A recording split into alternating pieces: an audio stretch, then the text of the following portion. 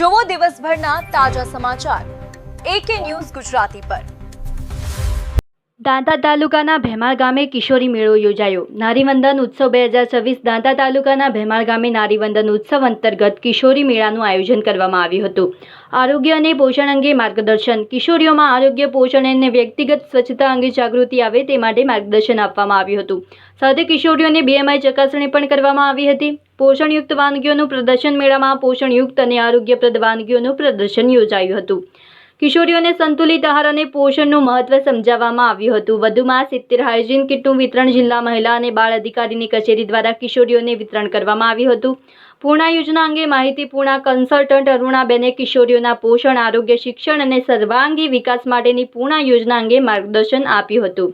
મોટી સંખ્યામાં ઉપસ્થિત કાર્યક્રમમાં દાંતા તાલુકાના CDPO, મુખ્ય સેવિકા બહેનો, આરોગ્ય વિભાગના કર્મચારીઓ, પૂર્ણા તથા અન્ય સ્ટાફ સાથે કિશોરીઓ અને સ્થાનિક બહેનો મોટી સંખ્યામાં ઉપસ્થિત રહ્યા હતા।